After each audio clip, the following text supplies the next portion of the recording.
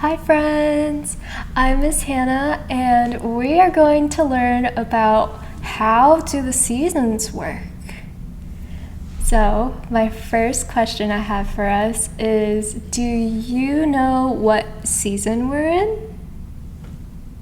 What was that again? That's right, we are currently in the winter season and hopefully you are nice and warm and cozy wherever you are watching the video with us. And also another question I have for us is, do you know what the other seasons that we experience as well?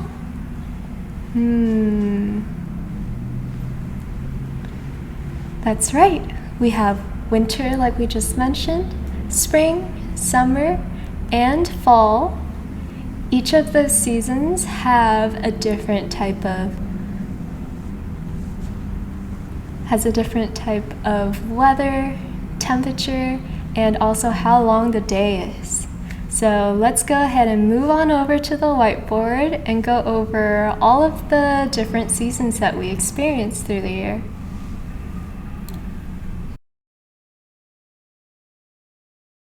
So the first season we'll go over is winter season, which we are in right now. And for winter, the typical weather we experience is either rainy, cloudy, and sometimes snowy, depending on where you are in California. Also, for the temperature, it's pretty cold right now, and the daylight that we get is very short. Next up, we have spring. During the springtime, the weather that we get is rainy, also sunny, and the temperature we experience is a little bit warmer, plus the daylight that we get is getting a little bit longer. During the summertime, we usually experience very, very sunny weather. The temperature is smoking hot, a little too hot for me, honestly. And the daytime is the longest that we get for the whole season. Last but not least, we have the fall season, and the weather that we typically get is cloudy, as well as a little bit of rainy. Temperature-wise, it's getting cooler, and the amount of daylight we get is getting a little bit shorter. Good job on going over all the different seasons that we experience throughout the year.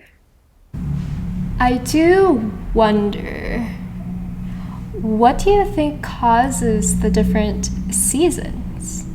Let's find out with this YouTube clip.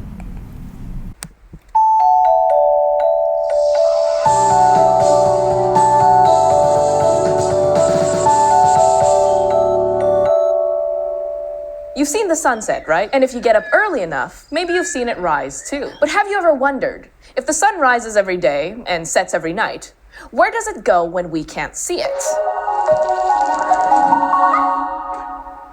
Well, nowhere. It's actually us that goes somewhere, because we're on the Earth and our planet is always turning or spinning on its axis. Imagine a line passing through the center of the Earth that goes both through the North Pole and the South Pole.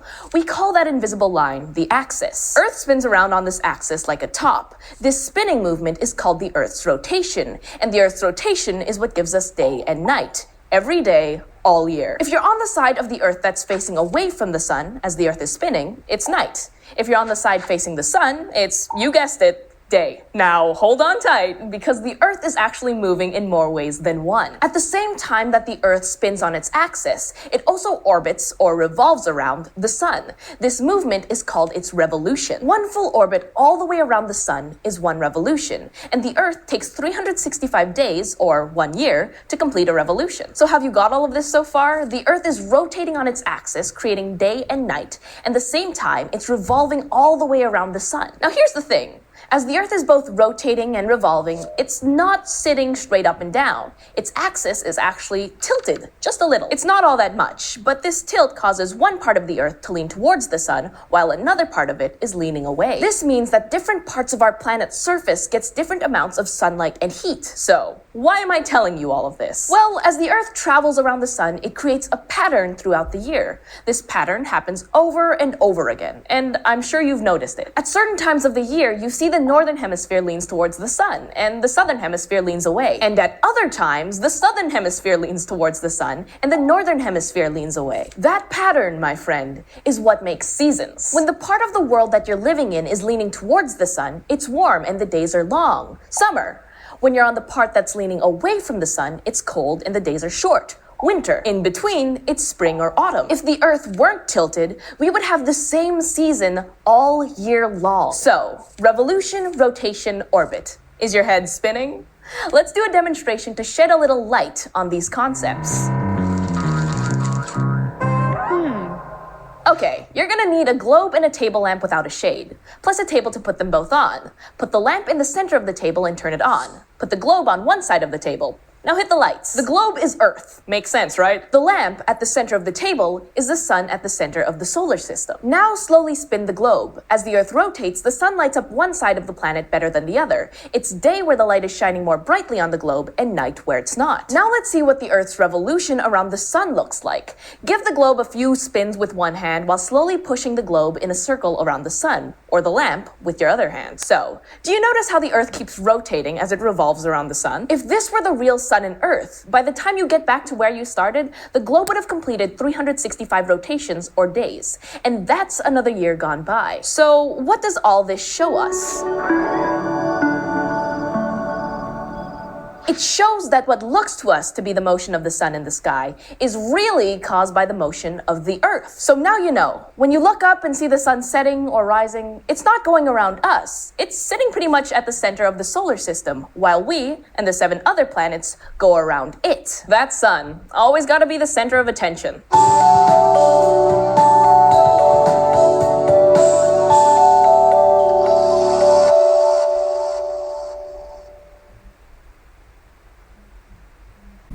Wow, that was a wonderful video that we just watched.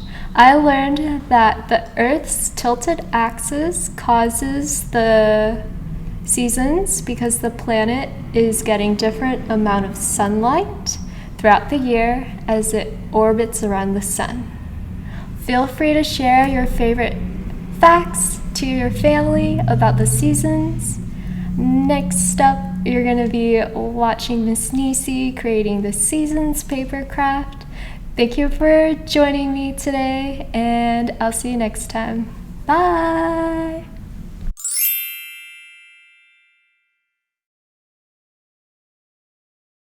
Hi everyone, hope you enjoyed our lesson about how seasons change with Miss Hannah. Now we're going to do our seasons craft. So what you guys are going to be making is these trees. They're made out of paper loops. See, it's like 3D, and you can make one for each of the seasons. This is my summer apple tree. I'm gonna be making a spring one now. So what you're gonna need is pieces of paper. You're gonna need your colors that you want to do for your tree, and then a paper for you to put the tree on. And you're also gonna need a brown one for the tree. So first thing you want to do is cut your tree trunk. You're gonna want it to be kind of thicker, a little bit thick. So you want to cut it just all the way down.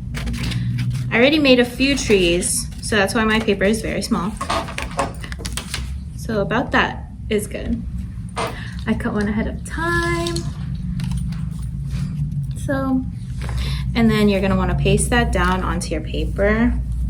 And when you paste it, it's gonna look like that. So you're gonna get your glue, and you have your scissor. Put some glue on the back, and then bam, you have your tree trunk. So that's the base of your tree. Next thing you wanna do is cut out some branches for your tree. And how you're gonna do that is, you just have to cut thinner strips. So about like this. And remember this, because you're gonna be doing that for your leaves also. So like something like this, really thin. And you can cut as many as you want. I like to do 2 big ones that I'll put as like a base. So like that. And then you get smaller ones. So then you can cut like 4 small ones. Or 3. I'll cut 4. And then you can put those on the branches.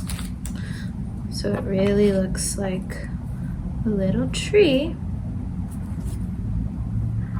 Like that. Yep. Okay. Then you glue your branches down. So once you're done gluing, then you have this tree. And now you're gonna make your leaves. So what you wanna do is, you wanna get your papers that you're gonna cut your trees from, and you're gonna cut small strips again. So really thin ones.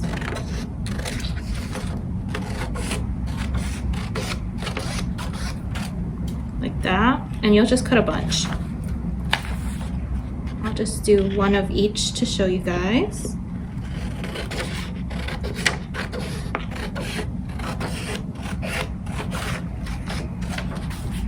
Then you have your small strips.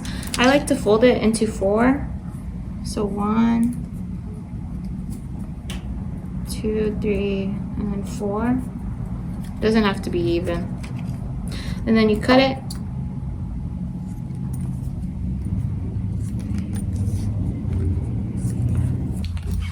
So now you have your strips of paper, which are gonna become your loops for your tree.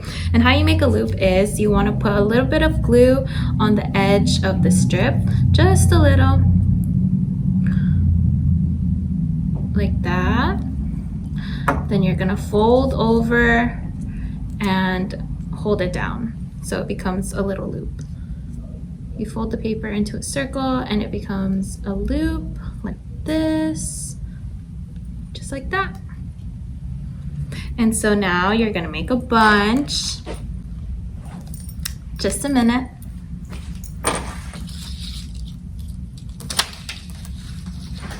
Once you have a bunch like me, they're gonna look like that. And then you're just gonna wanna set them up how you want them on your paper. Kind of get the shape of the tree that you want and where you want them to be. And then basically you just start gluing them down. You put a little bit of glue on your loop and you press it down. And eventually you'll get this, and your tree will be all done, and you can do one for each of the seasons. So yeah, depending on the colors you pick, you can do a fall one if you use red, orange, yellow.